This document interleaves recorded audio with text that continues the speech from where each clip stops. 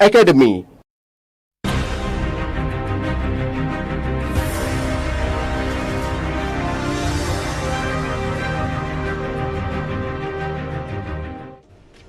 Welcome back, viewers. Pakistan Prime Minister Shehbaz Sharif is expected to make a crucial official visit to Bangladesh along with Pakistan Army Chief General Asim Munir. And if this visit takes place, it would mark the first visit by a Pakistani head of government to Dhaka in more than 2 decades. And the proposed visit comes at a time when Bangladesh-Pakistan relations have become intimate. Sources and reports indicate that several agreements are expected to be signed between Dhaka and Islamabad, including a major defense cooperation framework. One of the key proposals reportedly involves Pakistan assisting in the modernization of Bangladesh Ordnance Factories. The timing is also extremely significant. The development comes shortly after Bangladesh Prime Minister Tariq Rahman's China outreach, because Pakistan's military establishment appears deeply involved in this engagement. With General Asim Munir himself expected to participate in high-level discussions, military ties between Dhaka and Islamabad have already been expanding under the post-Hasina political setup. Pakistani Air Force officials are also currently visiting Bangladesh, and proposals are reportedly on the table for training Bangladesh Air Force pilots at Pakistan's Sargodha Air Base, one of the key military facilities of Pakistan targeted by India during Operation Sindoor. And the military relationship between Bangladesh and Pakistan has visibly strengthened after the political transition. High-level military exchanges between the two sides have increased significantly, and it is very important because the developments come amid increasing Chinese engagement with Bangladesh. So if this is happening, the big question tonight is, are we witnessing the rise of a new strategic axis in South Asia? What should India do about it? India has posted a political person as an ambassador to Dhaka. Will that bear fruit? To answer these questions, we have with us Ambassador Veena Sikri, former Indian diplomat, Major General Rajan Kochar, retired defense expert, and Professor Swaran Singh from JNU. A very good evening, ladies and gentlemen. First, Ambassador Veena Sikri, how do you look at this visit and the timing? Because on one hand, Dhaka is dealing with China, appeasement is happening there, and then on the other hand, you have Pakistan Prime Minister and Asim visiting Dhaka. Well, this has been rumored for quite some time, and I think one has to see what happened post August 2024, after former Prime Minister Sheikh Hasina left Dhaka, and we saw that one of the first things that Mohammed Yunus, who was the chief advisor, but really was just a spokesperson for the Jamaat-e-Islami, the real power behind the throne was the Jamaat-e-Islami, and the Jamaat-e-Islami has always been the conduit for Pakistan in Bangladesh, and they also were the conduit for conducting this regime change operation done by Pakistan but backed by the West. So I think that one of the first items of change that was brought in to Bangladesh, the most visible item of change that was brought in after Prime Minister Sheikh Hasina left Dhaka, was the complete restoration of the relationship with Pakistan to the pre-1971 levels. And we saw that all the restrictions which had been there in place for more than 50 years, whether it is visa restriction, trade restriction, prevention of the students of Pakistan and Bangladesh studying in each other's countries, cargo checking restrictions, all kinds, everything was removed, and it became a completely pre-1971 situation. Now, the amazing part is that post-elections in Bangladesh, which were held in February of 2026, and the Tariq Rahman government, BNP government, got a 2/3 majority in parliament. But so far, there has been no change, no visible change in the policy making, in the policy directions of the Tariq Rahman government post his election victory in February 2026 and the formation of his government. So, like we saw very recently, that the Home Minister of Pakistan, Mohsin Naqvi, was in Dhaka, and they have signed an intelligence sharing or intelligence cooperation agreement with Bangladesh. And none of the, earlier or in the previous 18 months, Jamaat-e-Islami backing Yunus, they had Pakistan Army brigadiers were being embedded with various divisions in Bangladesh. There is no evidence yet that this has been reversed. And we know that all those changes have continued. Now, in a logical sequence of continuing what the Jamaat-e-Islami is trying to do, although they're technically in the opposition, but they're exerting a lot of pressure on the BNP government, because we know that the BNP itself has a very strong pro-Jamaat element within the BNP, and that pro-Jamaat element within the BNP is working together with the Jamaat-e-Islami to increase the pressure on Tariq Rahman. And we know that even the Home Minister is supposed to be the head of that pro-Jamaat element within a group within the BNP. So these elements are trying to continue the 18 months policy that had been created by the Yunus-led regime backed by Jamaat-e-Islami. So they want to, actually they're talking now, earlier there was talk of Prime Minister Tariq Rahman coming to India even at the end of May or early June. Now this is being replaced with all kinds of rumors that no, he's first going to go to China, and that this is going to happen, that the Prime Minister and Asim Munir from Pakistan are going to come to Dhaka. Nothing has been announced, so these are all pressures, these are rumors which are being put into... Pressure politics unfolding, Ambassador. But General Kochhar, from a military perspective, ISI will be back in Dhaka, and there is possibility of an eastern front also opening, and that puts focus back on the chicken's neck. How do you look at these rapid developments, General Kochhar?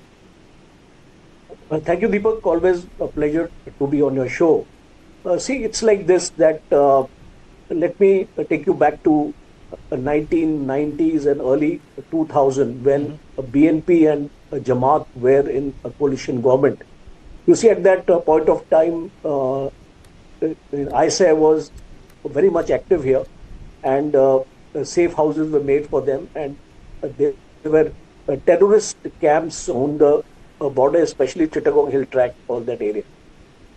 Thereafter, in 2009, when Sheikh Hasina came, all this got dismantled. So now there is a resurgence, and it's a proper intelligence input as far as India is concerned, and they have credible, intelligence available now, that these groups have started becoming very, very active in Bangladesh.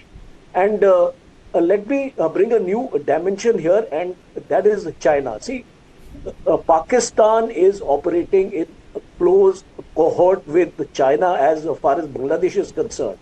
The Teesta River project also, if you remember, we discussed on your channel some time back. The Teesta River project also, China has taken over that project. And in the garb of these kind of commercial activity, the airbase is being developed there, and it is very, very close to the Chicken Neck area. And I think that is the vulnerability as far as India is concerned. The second vulnerability is that Pakistan is supplying a huge amount of arms and ammunition to Bangladesh, and China is also supplying to Bangladesh. Now, considering that Bangladesh army has been there for a number of years, I have had students from Bangladesh army in our courses of instruction, and I have seen them. So I can tell you that Bangladesh army also has a great political leaning today. So whatever the political masters will tell them, they will do it. And recently there was news of the Bangladesh air chief visiting Pakistan, and there was a deal also for the training of the pilots. So I think from a military point of view, Bangladesh is gearing up to strengthen its armed forces, and Pakistan and China, and also Turkey, because I would like to bring in Turkey also, because recently Bangladesh has used Turkish drones on the Indian border. And what is the threat to Bangladesh today, you tell me? It's obviously India only. And I remember 1 year back what General Munir had made a statement. He made a statement in one of the training institutions of Pakistan, saying that the next attack for India will be from the northeast. So I think this is a definite threat. 5 military garrisons have been recently raised by India on the Bangladesh border. You know, So General, I the think signs are all there on how Pakistan and Bangladesh are warming up to each other, you know, setting up bases on each other's land. But Professor Swaran Singh, do you think that India's policy towards Bangladesh should now, you know, aggressively shift because Bangladesh is also drifting in the wrong way? There is no doubt. I agree with my co-panelists. Expectation was that the way Dr. Yunus had rewritten the liberation history of Bangladesh was taking a U-turn on relations with Pakistan would perhaps change after a popular government. And the popular government did come. Tariq Rahman came to power. Expectation was perhaps things will stabilize. And initially he did talk about ensuring balance in foreign policy. But apparently, increasingly, realization is that perhaps Pakistani military and ISI have entrenched themselves fairly deeply, and there is reports available of the first one to go from Pakistan was the chairman of Chief of Staff Committee, General Shamshad Mirza, and from then on, October of 2024, a Dhaka cell was established in High Commission of Pakistan in Dhaka, headed by one brigadier, 2 colonels, 4 majors, and several other military personnel, both from Air Force and Navy as well. And it is inordinately, it's unusual for any diplomatic mission to have that kind of presence. And since then, one has also heard one after another, not only statements in Beijing describing Bangladesh as maritime gateway to India's northeast and 7 sisters, who could then become a part of Chinese economic engagement, etc. Statements also from several other people like Lashkar-e-Toiba commander Saifullah Saif, or even advisor of Yunus Fazlur Rahman, Major General Fazlur Rahman. One after another examples were showing that there is an enormous leaning and open threats as to how ISI is likely to use their base in Bangladesh against India. And we notice now that that kind of approach has not disappeared, and it is continuing since then. And I think India really needs to wake up from this emerging new triangular defense cooperation. Post Sindoor, we have seen Pakistan placing so many new defense orders from China. China apparently is offering some of the similar equipment to Bangladesh as well, other than the economic entrenchment in Bangladesh. So I think it has to be a very, very proactive, almost assertive approach from Indian side, which doesn't have to really ape or copy what Chinese are doing, but apparently reassert India's connections with Bangladesh. And in that sense, I think a political appointment of High Commissioner, appointment of a High Commissioner who's a political person, perhaps is a very, very smart decision to connect with the political elite in Bangladesh and make sure that what was initially, sort of Prime Minister Tariq Rahman to follow a very, very pro-people and a balanced foreign policy is something that Bangladesh must follow. And I think if you really look at the popular mandate giving certain, empowerment of the new regime, and they want to seek development, their linkages and connections with India are almost inevitable in that sense. So this entrenchment of ISI, which fundamentally is trying to recreate Pakistan in Bangladesh, where political elite is going to be increasingly controlled by military and intelligence. It's like a mini Pakistan that is taking shape, Professor Swaran Singh. That will automatically mean anti-India posturing, because they will have to build their turf and talk India, anti-India language in that sense. And in long term, that can be very dangerous sign. So I think India really needs to wake up and get their act together. Ambassador Sikri, do you think that India's Bangladesh policy, or rather Bangladesh approach, has been very strategically uncertain after the Hasina era? Like there's a lot of strategic uncertainty in our policy towards Bangladesh? No, I think that in the early months after Sheikh Hasina left Dhaka, India had really shown a lot of strategic restraint in its approach to Bangladesh, and we were prepared because, as we have been saying, our relationship with Bangladesh is essentially a people-to-people relationship. So we want to make sure that the people of Bangladesh, with all the supplies that were going from India, they asked us for rice, we gave them extra, consignments of rice and so on. So we've shown a lot of strategic restraint in that, and even though we knew and saw very clearly the kind of anti-India negativism that Mohammed Yunus was encouraging, and he had showed no interest at all in talking to our leaders or in coming to India. There was no high-level visit at all at that time. At the end of the whole 18 months, maybe the Khalilur Rahman, who was the NSA at the time, came to India. But it was a lot of strategic restraint. Now, when the BNP came to power, there was, in fact, a great deal of a sense of relief, because Jamaat-e-Islami was absolutely thought that, from their point of view, Jamaat-e-Islami thought they were coming to power, and they were all set to take power, and they were quite shocked, I would say, that when they didn't get the majority, and instead BNP got the 2/3 majority. Of course, I think BNP, Tariq Rahman, he had assured India of a lot of concern, consideration, return to democracy. Basically, what India wants in Bangladesh is democracy, stability, and prosperity. And rather than follow up on the initial assurances that Tariq Rahman must have given on return to democracy and all, Awami League to come back into the political mainstream and, whether in an opposition or whatever, none of this has happened. Not even one thing has happened. And in fact, all the decisions that Mohammed Yunus took to reverse the smooth flow of trade and cooperation and economic investment between India and Bangladesh, all those reverse decisions remain in force. Not a single decision has been brought back to the original situation, allowing a more positive, a more dynamic, a more mutually beneficial trade and economic pattern between India and Bangladesh. And actually, Bangladesh is suffering for this, because a lot of factories have had to close down. A lot of women who were working in the ready-made garment factories have become unemployed, hundreds and thousands of them.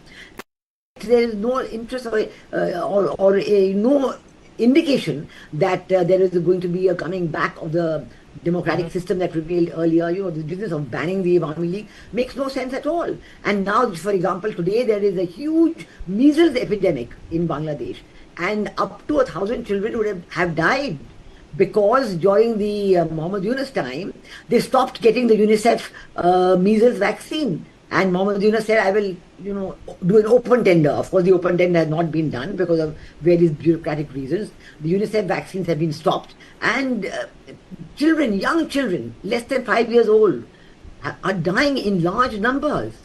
And, there's no indication of seriousness in tackling this. It's very unfortunate, Ambassador Sikri. All of these promises are nothing but jumlas made by Tariq Rahman. He is continuously being controlled by the Jamaat, like you clearly stated.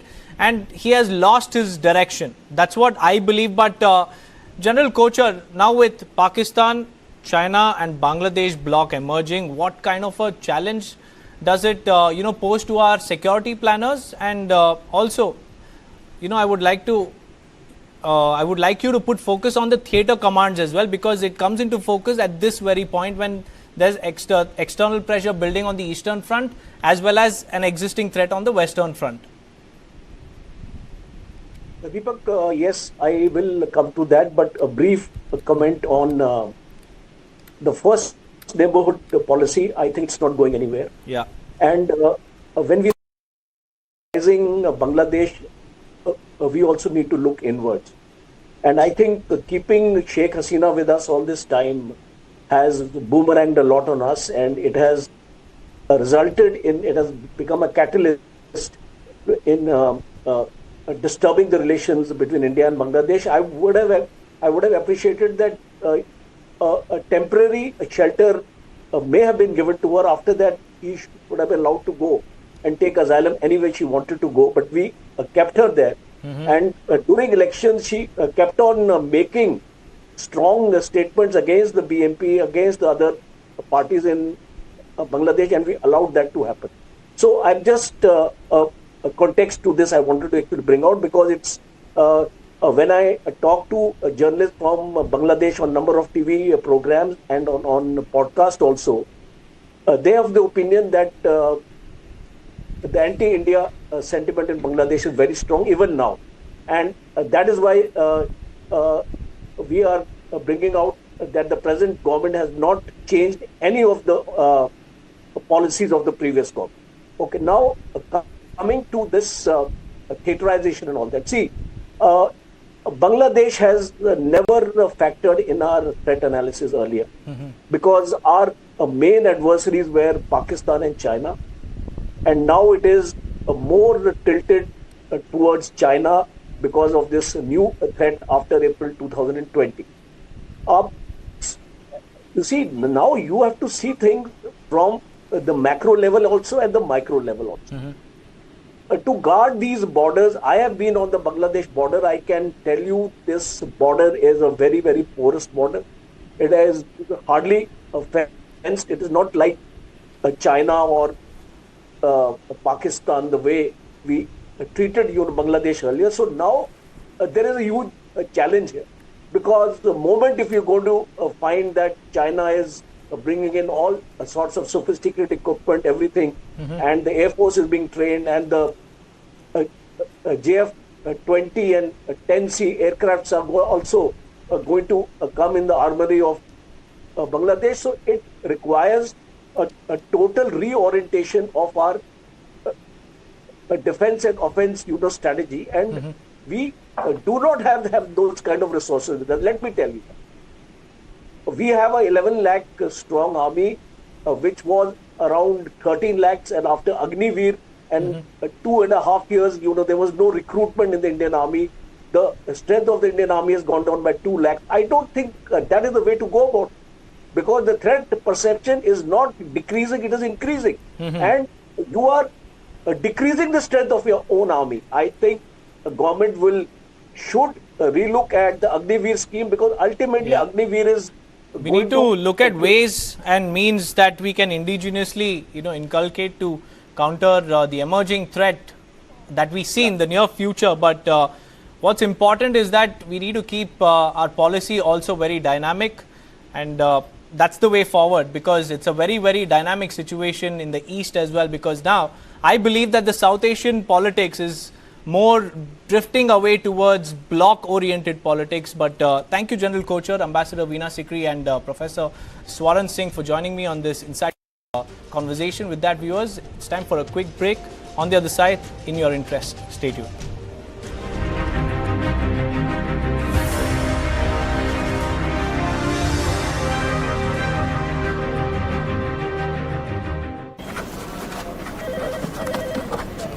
Monday आइएगा सब papers के साथ।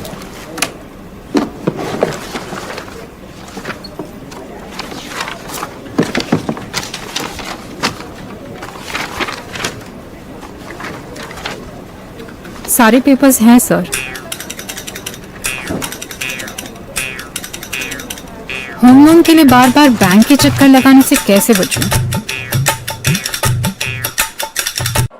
New Birla Opus enamel paint gives up to 10% extra coverage. Who believes that? I believe. I do. I do.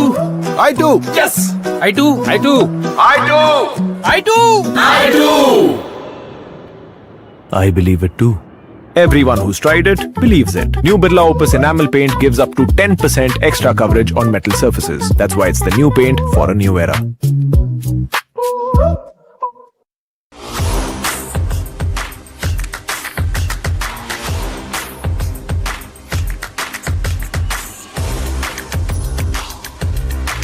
This is India's #1 news network, and you're watching News 9, English news as it should be. First Battle of Panipat, 1914. Madhubani, carbon dioxide, Tropic of Cancer, Kyoto Protocol. Which city is the textile and diamond capital of India? Surat. Help me prep for my UPSC exam with quizzes. Snow leopard. Inertia. Arjun कुछ भी पढ़े memory में नहीं रहता। take it, date not bites. No added sugar, preservative के बिना dates, बादाम, पिस्ता, काजू और शहद से तैयार किया गया लायन डेट्स नट bytes. Lion Date Nut Bites.